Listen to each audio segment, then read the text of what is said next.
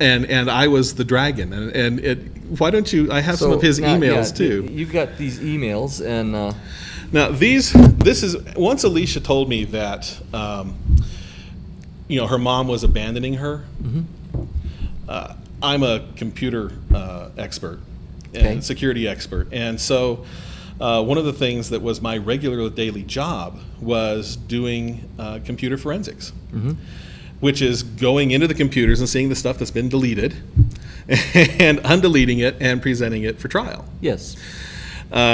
So the first thing that I did was pop in my software into the family computer and go through the internet cache and pull up all of these emails. And this is a small sample of what there were. I mean, they'd been basically running emails 2 to 3, maybe 4 times a day for months. Wow. So that actual stack is huge. But since you bring up the dragon thing. Well, yeah, this one here, let me see. Now, this is from David Brown to your ex. Right. Was this while you were ex? Or No. This is long before. These are the emails that I found right after I was told that there was something kinky going on. So here's the plan. We will lull the dragon into thinking that it was a bad idea to hold you in the first place because you're not his type. We'll help him think that releasing you was his idea. Yeah, so basically the whole idea... That sounds pretty manipulating. Well, it's absolutely manipulative, and it's a conspiracy to destroy the marriage contract. Yes. I mean, literally, those two are basically saying, and they did. Oh, she was brutal. I mean, she was coming up to me and just out of the blue, she'd say things like, well, the only reason I married you is because you'd never get anyone else.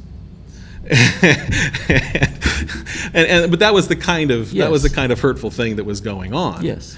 Actually, some of the other stuff that is in there is quite enlightening about him. But now, this guy was also the family karate instructor. He's the family karate instructor, and he's presented himself as if he is this spiritual guru, and he really does think he's a spiritual guru. Well, I've got a little bit of experience in the martial arts, like more than 36 years. In fact, I've known David Brown since we were colored belts together, and I'll tell you, one of the first rules I've ever had in any dojo I ever ran was you don't date the students, and you don't date the students' parents. And you don't break up families. Well, I'm not sure.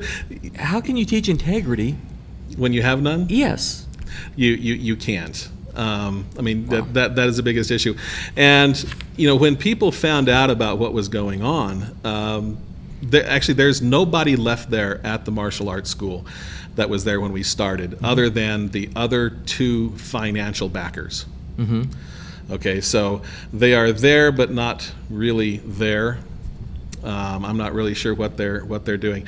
But if you really want to get into David Brown, I mean, the guy, his ego is huge beyond belief. Well, I'm glancing at this one email here, and okay, now, again, he's writing from he's doing this from his Bernalillo County Sheriff's Department issued computer, correct? Right, and he's either sitting at his desk, or I believe that he at some point was even able to use the computer in a squad car.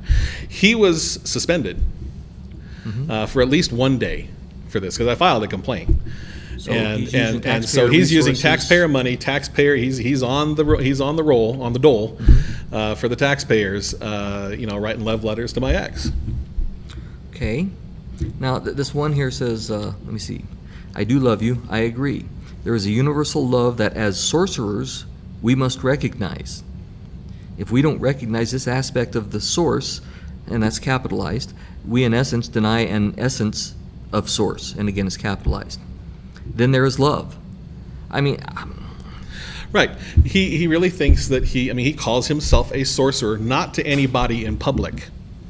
Okay, but certainly once I got the emails and knew what he was like, okay, if I had any idea that he was an immoral, I don't know if you'd call it, I would certainly say he has to fall under some kind of narcissistic category. Actually, there's another one here that is really telling. I can see why he didn't call himself a sorcerer in public. Sure, who wants to be known as a sorcerer? Knowing what I know of the martial arts, try this one. This one's a great one. This here at the very end? Yeah. Okay. Thank you for reminding me of my edification of my edifications, God keeps pounding them into me, into my thoughts in one way or another on a regular basis. Right. So he regularly thinks that God is like, I mean, I don't know if Jesus would say that God was edifying him all the time. So when you get into the mindset that this guy thinks that he is a superior human being and can control and manipulate anything, so it just destroyed any possibility we had. He holds himself out as he believes in God. Yes. He holds him out as a representative of God. Yeah. And he commits adultery and breaks up families. Right. Those are the facts. and you can read into the emails, what you want. I mean, those are his words. Yeah.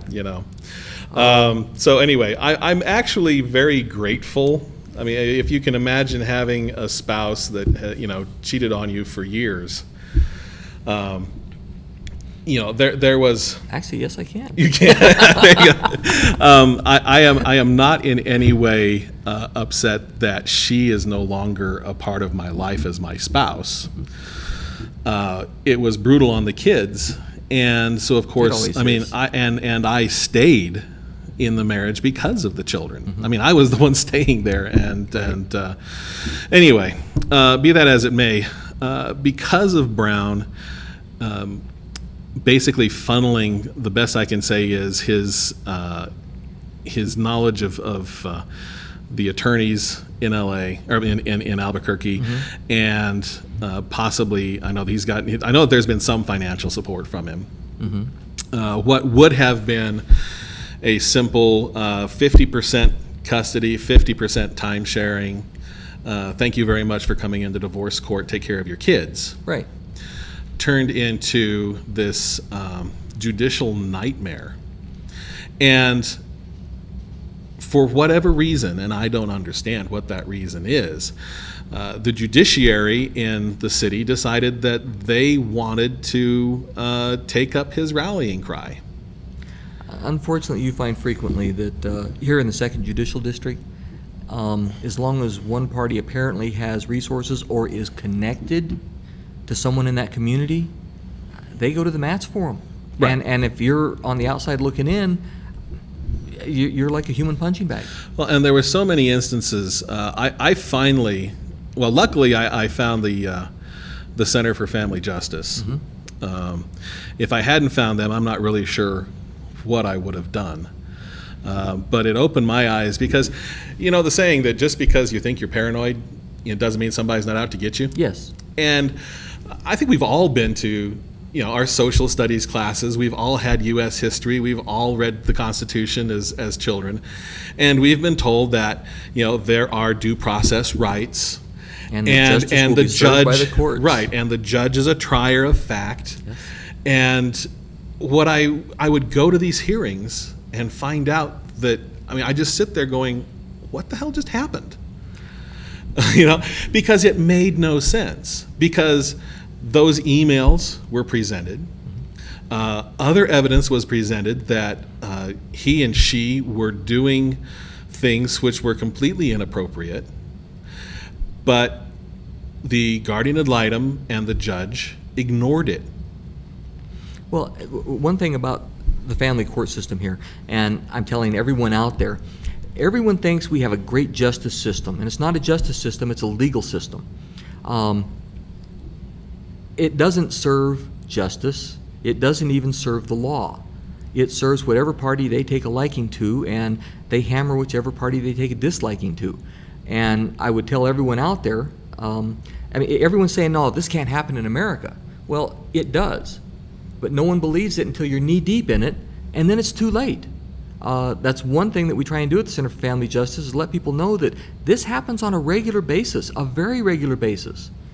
The laws are ignored, the Constitution is ignored, precedent is ignored, your civil rights are ignored, and on a very regular basis. If you're watching this show and you're getting ready to go through a divorce, you need to speak with us, and we'll encourage you to work this out without the attorneys and without the judges, because the end result's going to be you're going to give everything you own, your kid's college fund, your house, everything else, to the attorneys.